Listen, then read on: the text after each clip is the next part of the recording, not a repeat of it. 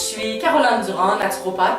Aujourd'hui, j'aimerais vous parler de votre santé, mais plutôt des obstacles qui vous empêchent de prendre soin de vous et d'être maître de votre santé.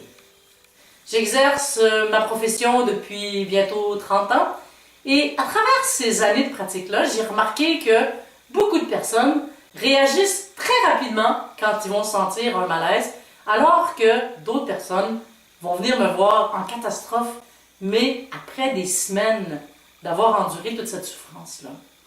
Et ce que je me rends compte, c'est que malgré les attitudes très différentes, il y a 4 obstacles qui empêchent, peu importe votre façon de réagir, mais qui vous empêchent d'être maître de votre santé.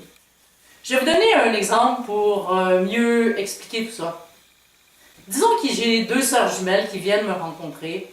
A priori, elles ont un bagage génétique qui est assez semblable.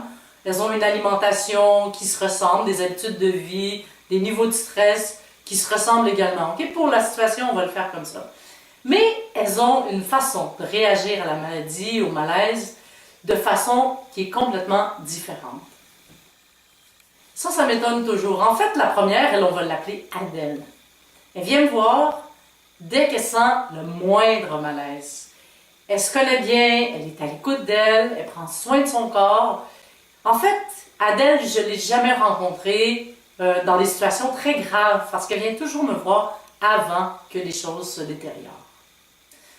Sa sœur jumelle, ici on va l'appeler Chloé, elle prend soin d'elle aussi, mais bien différemment. En fait, c'est une femme qui fait beaucoup de sport, elle dépasse ses limites, elle va au bout d'elle-même en fait. Elle a besoin de se sentir forte. D'ailleurs, elle a un peu pris sa sœur jumelle sous son aile.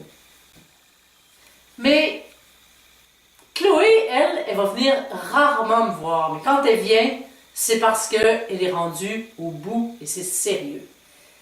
Elle fait la femme forte, elle va tenir jusqu'à ce qu'elle prenne conscience que ça ne se réglera pas tout seul, elle a besoin d'aide. Évidemment, quand elle vient me voir, c'est souvent après avoir été vers la médecine conventionnelle, après avoir eu tout l'arsenal d'antibiotiques, des effets secondaires, la fatigue, etc. Et souvent rendue là parce qu'elle est à bout d'elle-même, la déprime s'est installée. Du coup, quand elle est rendue là, c'est plus seulement le problème sur lequel on doit intervenir, mais aussi sur tous les dommages collatéraux qui sont apparus avec le temps. Cette différence d'attitude-là, je la constate tous les jours auprès de mes patients. Mais c'est particulièrement frappant quand il s'agit de 2 sœurs jumelles. En fait, pourquoi je vous amène cet exemple-là, c'est que quand on prend le temps de regarder la situation d'un peu plus près, ce qu'on se rend compte, c'est que finalement, elles ne sont pas vraiment différentes toutes les deux. Elles ont chacune l'impression de subir la maladie, les malaises, et elles n'ont pas nécessairement l'autonomie nécessaire, ni la liberté. Chloé, elle va toujours repousser jusqu'au dernier moment pour se soigner, et quand elle le fait, vous allez convenir avec moi qu'elle n'a plus vraiment le choix. Alors qu'Adèle, elle, tout simplement, elle ne fait pas confiance à son corps, ni à sa capacité de s'auto-guérir, et elle agit souvent par peur. Ce que j'aimerais vous dire aujourd'hui, c'est que c'est possible d'aborder la maladie, les malaises, en vous sentant libre de choisir, en étant actif, en étant proactif, en restant maître de vos choix et de votre corps, et permettre en même temps à votre qualité de vie d'augmenter tout en vous soignant. En fait, c'est possible d'être capable d'écouter son corps, de gérer les problèmes simplement sans être dans des espaces de stress et d'intervenir avant que les choses s'enveniment. Surtout, d'avoir les bons outils. Alors, si tout ça c'est possible, qu'est-ce qui fait que aussi peu de gens ont cette capacité-là à être autonomes quand il s'agit de leur santé? Comment ils font les gens qui sont rarement malades, qui ne perdent pas leur temps dans les hôpitaux, qui ne dépensent pas des fortunes pour se soigner? Et je ne sais pas pourquoi, mais en plus, ces gens-là ont l'air plus heureux, plus épanouis. C'est la question que je me suis posée et ce que j'ai découvert à travers mes conversations avec mes clients au fil de ces années-là, c'est qu'il existe 4 obstacles qui vous empêchent de vous sentir maître de votre santé. Ces 4 obstacles-là viennent s'infiltrer entre vous et votre santé. Ils s'installent d'une façon qui est très sournoise dans votre esprit. En fait, c'est pas votre faute parce que c'est vraiment un processus qui est inconscient. Et ces obstacles-là vous font vous sentir démunis quand la maladie se présente. Ils sont comme des filtres qui viennent un peu déformer votre réalité. On pourrait s'imaginer que vous avez comme un traducteur qui est caché entre vous et votre corps. Votre corps, il a beau vous envoyer des informations, quand vous les interprétez non pas en fonction de la réalité qui est là, mais en fonction de votre traducteur. Et ce traducteur-là, on pourrait dire qu'il y a comme 4 personnalités différentes. Le premier obstacle, c'est quand votre traducteur vous envoie le message qu'il y a un problème, vous avez un malaise de santé qui est là, mais faites rien, ça va passer tout seul. C'est vrai, parfois ça passe tout seul, il y a raison. Et c'est d'ailleurs pour ça que la tendance, c'est de l'écouter. Parce qu'il ne va pas se tromper toujours, parfois ça passe tout seul. Mais il y a aussi parce que son message vous arrange bien. Parce que peut-être que vous manquez de temps, vous manquez d'argent, parce que peut-être que ça vous embête d'avoir à vous occuper de votre corps, ou peut-être parce que vous avez appris à être fort, un peu comme Chloé, et à ne pas écouter les petits signes que votre corps vous fait. À ce moment-là, vous ne faites rien. Malheureusement, si on prend le temps de regarder un petit peu en arrière ce qui se passe, quand c'est comme ça, il y a un stress qui embarque. Parce qu'au fond de vous, vous n'êtes pas certain. Il y a une inquiétude qui s'installe. Alors vous attendez de voir ce qui va se passer. Vous ne savez pas trop lire les signes que votre corps vous envoie.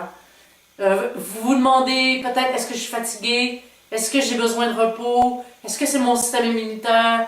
Est-ce que je suis en train de me faire parasiter par une infection quelconque? Est-ce que ce malaise-là, c'est un malaise qui est mineur et que je peux laisser aller? Est-ce que c'est plus grave?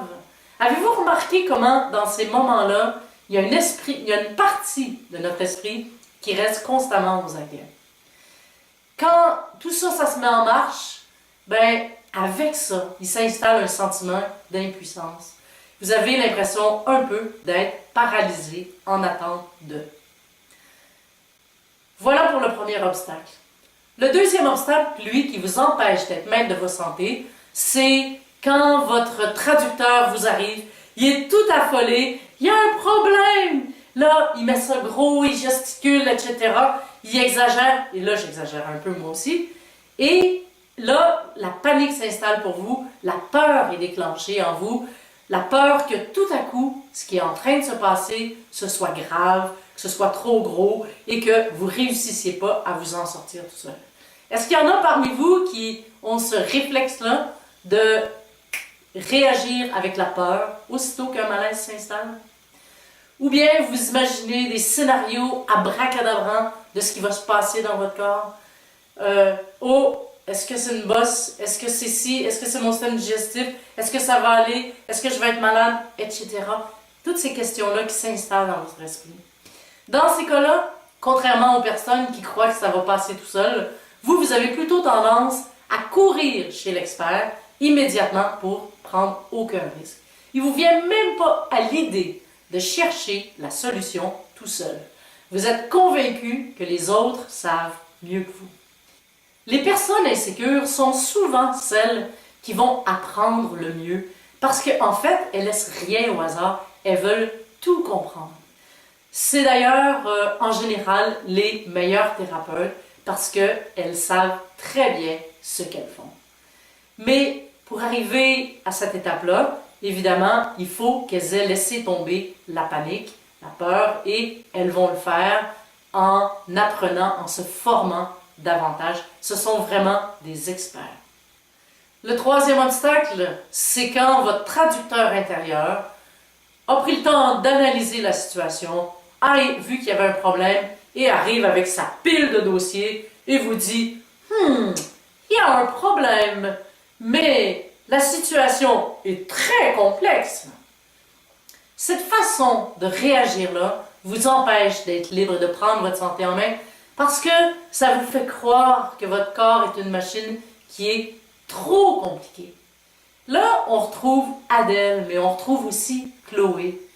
C'est bien évident que quand on voit tout l'arsenal que la médecine met en place pour faire des diagnostics, pour analyser, pour rechercher, pour scruter, pour faire des biopsies, enfin, tous ces appareils-là, toute cette recherche-là, on peut comprendre l'attitude du traducteur. Parce que devant une telle situation, évidemment, on va avoir l'impression que le corps est une machine qui est très complexe et à ce moment-là, c'est inévitable de vous tourner vers des spécialistes. Évidemment, je vais clarifier une chose avec vous, c'est quand la maladie elle se développe, quand la maladie évolue vers quelque chose qui est plus chronique, qui est plus grave, ça devient utile, ça devient même important de mieux comprendre les mécanismes, puis à ce moment-là, c'est nécessaire d'investiguer davantage. Mais ce que je souhaite vous dire aujourd'hui, c'est que avant que votre corps en arrive là, il y a différentes étapes au cours desquelles vous avez un pouvoir d'intervenir. Je vous dirais que 80% des situations, vous pouvez intervenir avant que votre corps arrive à cette étape-là.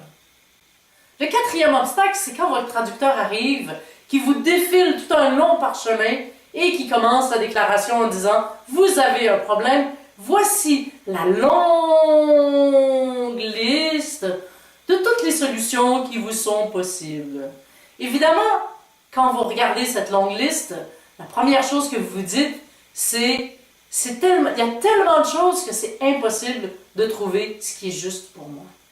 Et dans ces cas-là, ça doit concerner Chloé, entre autres, la stratégie de beaucoup de personnes, c'est de ne rien faire jusqu'à ce que vous n'ayez plus le choix. Alors, la question que je vous pose aujourd'hui, c'est comment vous pouvez vous débarrasser de ces obstacles-là et contourner le traducteur que vous avez à l'intérieur de vous et qui, bien souvent, va déformer les messages que votre corps vous envoie. Est-ce que vous croyez que c'est possible, puisqu'il s'agit d'un processus qui est inconscient? Eh bien, oui, c'est tout à fait possible de vous affranchir de ces filtres qui viennent déformer vos perceptions et tronquer vos décisions. Et la solution, en fait, c'est de devenir capable de reconnaître, d'interpréter les signes que vous envoie votre corps quand un malaise s'exprime. C'est aussi de savoir déterminer avec justesse. Est-ce que c'est une urgence? Est-ce que je dois intervenir maintenant ou est-ce que je peux laisser les choses aller? C'est aussi de savoir distinguer c'est quoi votre corps a besoin. C'est aussi d'avoir sous la main des bons produits, des produits qui sont puissants, qui sont naturels, mais aussi qui ne vont pas venir aggraver la situation et provoquer des effets indésirables. C'est aussi de pouvoir intervenir rapidement et que le problème ne prenne pas de l'ampleur. Et j'ai une excellente nouvelle pour vous, vous pouvez acquérir ces capacités-là. Vous n'avez pas besoin de faire des longues études pour ça. Votre vie va changer si vous prenez ce chemin-là et elle va changer pour quelque chose qui est beaucoup mieux. Naturellement, vous allez voir votre confiance en vous qui va augmenter. Une confiance qui est sereine, une confiance qui est bénéfique à vous, mais aussi à tout votre entourage. En prenant les choses en main, vous allez ressentir de la légèreté. Vous allez avoir la sensation d'être en possession de vos moyens et vous allez devenir capable d'agir rapidement, sans stresser, sans que vos émotions vous submergent. En prenant les choses en main, votre santé va s'améliorer de jour en jour parce que vous allez travailler pour et avec votre corps. En prenant votre santé en main, vous allez gagner beaucoup de temps, un temps qui est précieux, que vous allez pouvoir consacrer à des activités qui vous font plaisir, qui vous apportent du bonheur. Vous allez économiser de l'argent, vous allez pouvoir consacrer cet argent-là à des choses plus intéressantes que d'acheter des médicaments. Et si maintenant vous vous demandez comment vous pouvez faire ça, eh bien, je vous invite à rester attentif parce que dans mon prochain mail, j'ai préparé pour vous une solution qui est adaptée, qui va vous permettre de retrouver tout ce potentiel, toute cette liberté-là face à votre santé. Ce que j'aimerais vous dire aujourd'hui, c'est que c'est possible d'aborder la maladie, les malaises, en vous sentant libre de choisir, en étant actif, en étant proactif, en restant maître de vos choix et de votre corps et permettre en même temps à votre qualité de vie d'augmenter tout en vous soignant. En fait, c'est possible d'être capable d'écouter son corps, de gérer les problèmes simplement sans être dans des espaces de stress et d'intervenir avant que les choses s'enveniment. Surtout, d'avoir les bons outils. Alors, si tout ça c'est possible, qu'est-ce qui fait que aussi peu de gens ont cette capacité-là à être autonomes quand il s'agit de leur santé? Comment ils font les gens qui sont rarement malades, qui perdent pas leur temps dans les hôpitaux, qui dépensent pas des fortunes pour se soigner? Et je sais pas pourquoi, mais en plus ces gens-là ont l'air plus heureux, plus épanouis. C'est la question que je me suis posée et ce que j'ai découvert à travers mes conversations avec mes clients au fil de ces années-là, c'est qu'il existe 4 obstacles qui vous empêchent de vous sentir maître de votre santé. Ces 4 obstacles-là viennent s'infiltrer entre vous et votre santé. Ils s'installent d'une façon qui est très sournoise dans votre esprit. En fait, c'est pas votre faute parce que c'est vraiment un processus qui est inconscient. Et ces obstacles-là vous font vous sentir démunis quand la maladie se présente. En fait, ils sont comme des filtres qui viennent un peu déformer votre réalité. On pourrait s'imaginer que vous avez comme un traducteur qui est caché entre vous et votre corps. Votre corps, il a beau vous envoyer des informations, quand vous les interprétez non pas en fonction de la réalité qui est là, mais en fonction de votre traducteur. Et ce traducteur-là, on pourrait dire qu'il y a comme 4 personnalités différentes. Le premier obstacle, c'est quand votre traducteur vous envoie le message qu'il y a un problème, vous avez un malaise de santé qui est là, mais faites rien, ça va passer tout seul. C'est vrai, parfois ça passe tout seul, il a raison. Et c'est d'ailleurs pour ça que la tendance, c'est de l'écouter. Parce qu'il ne va pas se tromper toujours, parfois ça passe tout seul. Mais il y a aussi parce que son message vous arrange bien. Parce que peut-être que vous manquez de temps, vous manquez d'argent, parce que peut-être que ça vous embête d'avoir à vous occuper de votre corps, ou peut-être parce que vous avez appris à être fort, un peu comme Chloé, et à ne pas écouter les petits signes que votre corps vous fait. À ce moment-là, vous ne faites rien. Malheureusement, si on prend le temps de regarder un petit peu en arrière ce qui se passe, quand c'est comme ça, il y a un stress qui embarque. Parce qu'au fond de vous, vous n'êtes pas certain. Il y a une inquiétude qui s'installe. Alors vous attendez de voir ce qui va se passer. Vous ne savez pas trop lire les signes que votre corps vous envoie. Vous vous demandez peut-être, est-ce que je suis fatigué? Est-ce que j'ai besoin de repos? Est-ce que c'est mon système immunitaire? Est-ce que je suis en train de me faire parasiter par une infection quelconque? Est-ce que ce malaise-là, c'est un malaise qui est mineur et que je peux laisser aller? Est-ce que c'est plus grave? Avez-vous remarqué comment, dans ces moments-là, il y a une partie de notre esprit qui reste constamment aux aguets? Quand tout ça, ça se met en marche, ben, avec ça, il s'installe un sentiment d'impuissance. Vous avez l'impression un peu d'être paralysé en attente de. Voilà pour le premier obstacle. Le deuxième obstacle, lui, qui vous empêche d'être maître de votre santé, c'est quand votre traducteur vous arrive, il est tout affolé, il y a un problème. Là, il met ça gros, il gesticule, etc. Il exagère, et là, j'exagère un peu moi aussi. Et là, la panique s'installe pour vous, la peur est déclenchée en vous, la peur que tout à coup, ce qui est en train de se passer, ce soit grave, que ce soit trop gros et que vous ne réussissiez pas à vous en sortir tout seul. Est-ce qu'il y en a parmi vous qui ont ce réflexe-là de réagir avec la peur aussitôt qu'un malaise s'installe? Ou bien vous imaginez des scénarios abracadabrants de ce qui va se passer dans votre corps? Est-ce que c'est une bosse? Est-ce que c'est ci? Est-ce que c'est mon système digestif? Est-ce que ça va aller? Est-ce que je vais être malade? Etc. Toutes ces questions-là qui s'installent dans votre esprit. Dans ces cas-là, contrairement aux personnes qui croient que ça va passer tout seul, vous avez plutôt tendance à courir chez l'expert immédiatement pour prendre aucun risque. Il ne vous vient même pas à l'idée de chercher la solution tout seul. Vous êtes convaincu que les autres savent mieux que vous. Les personnes insécures sont souvent celles qui vont apprendre le mieux parce qu'en fait, elles laissent rien au hasard, elles veulent tout comprendre. C'est d'ailleurs en général les meilleurs thérapeutes parce qu'elles savent très bien ce qu'elles font. Mais pour arriver à cette étape-là, évidemment, il faut qu'elles aient laissé tomber la panique, la peur, et elles vont le faire en apprenant, en se formant davantage. Ce sont vraiment des experts. Le troisième obstacle, c'est quand votre traducteur intérieur a pris le temps d'analyser la situation, a vu qu'il y avait un problème et arrive avec sa pile de dossiers et vous dit « il y a un problème, mais la situation est très complexe. » Cette façon de réagir-là vous empêche d'être libre de prendre votre santé en main parce que ça vous fait croire que votre corps est une machine qui est trop compliquée. Là, on retrouve Adèle, mais on retrouve aussi Chloé. C'est bien évident que quand on voit tout l'arsenal que la médecine met en place pour faire des diagnostics, pour analyser, pour rechercher, pour scruter, pour faire des biopsies, enfin, tous ces appareils-là, toute cette recherche-là, on peut comprendre l'attitude du traducteur.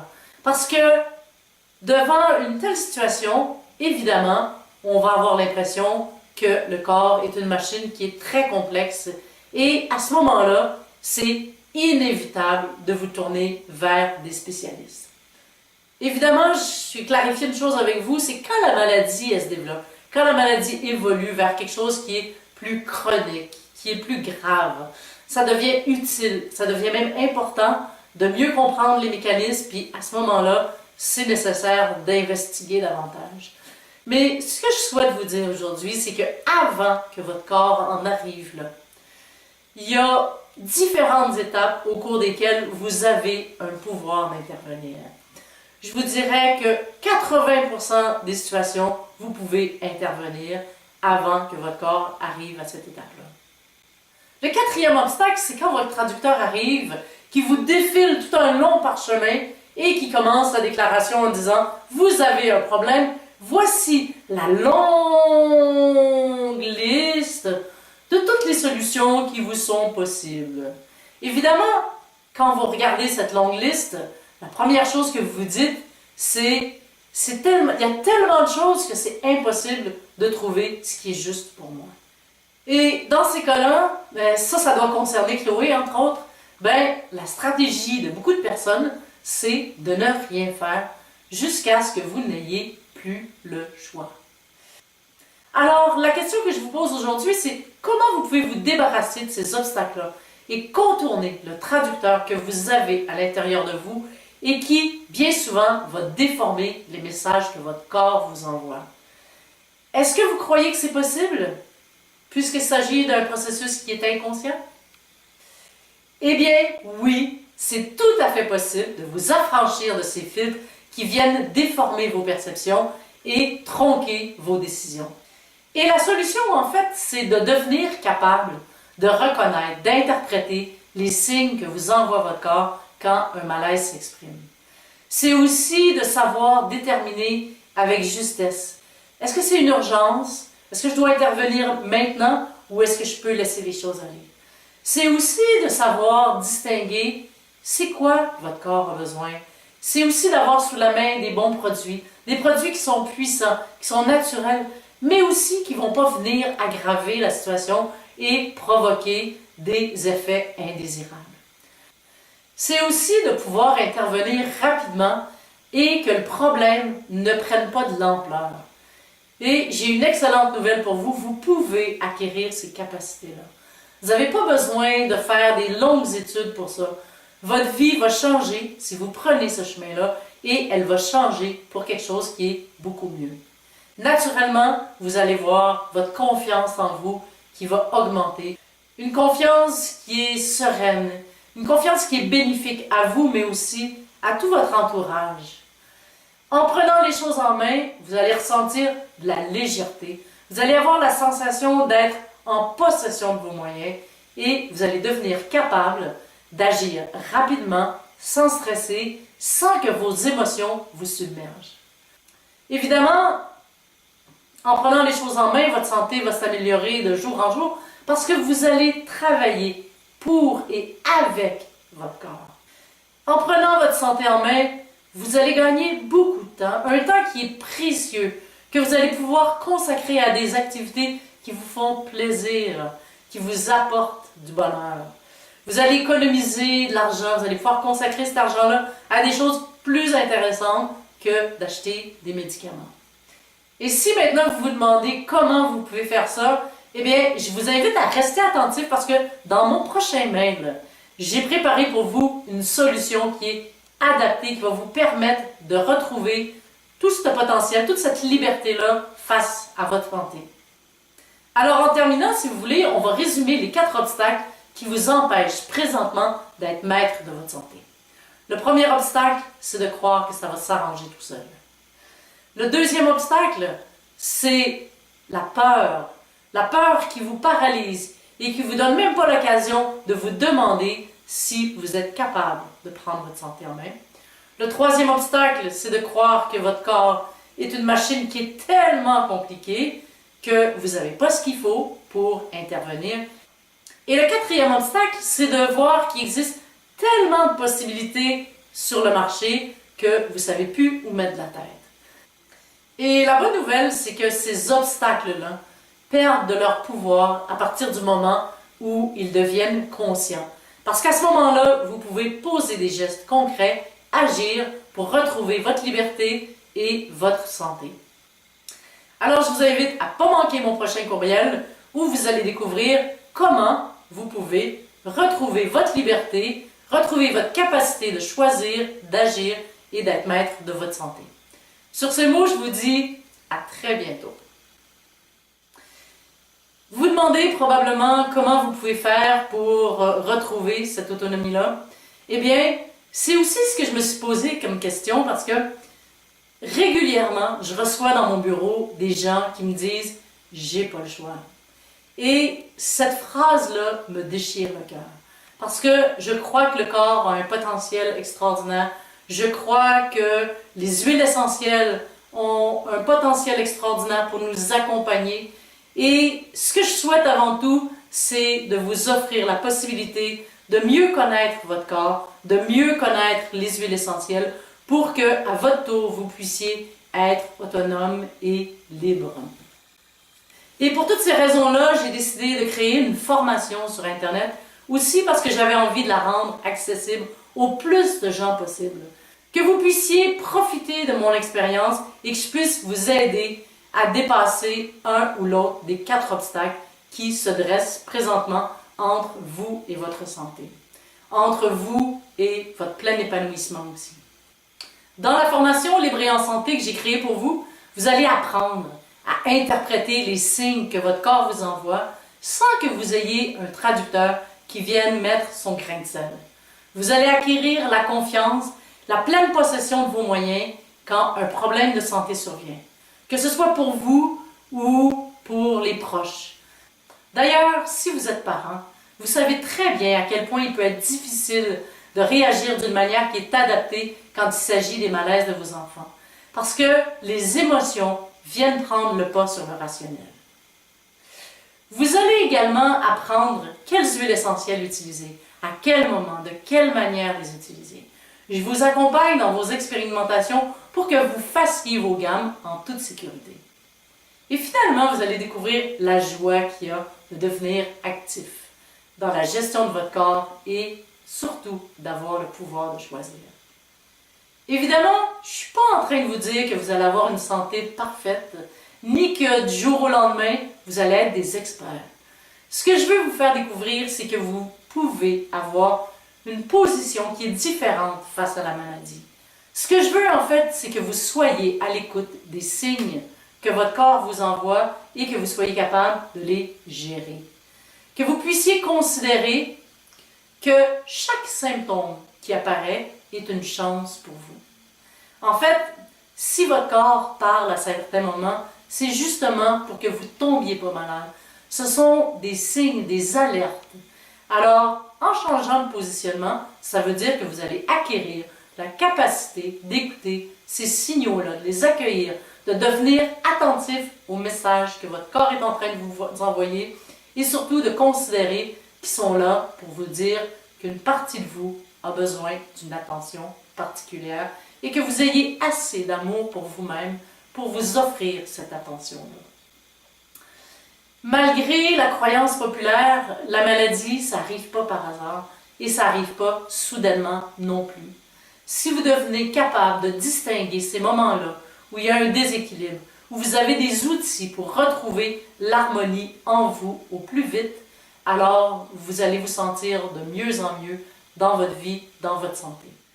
Si vous devenez capable de distinguer ces moments-là où il y a des déséquilibres, si vous avez les outils pour retrouver toute l'harmonie le plus rapidement possible, alors c'est évident que vous allez vous sentir de mieux en mieux dans votre vie. Et pas juste sur le plan physique, sur tous les plans.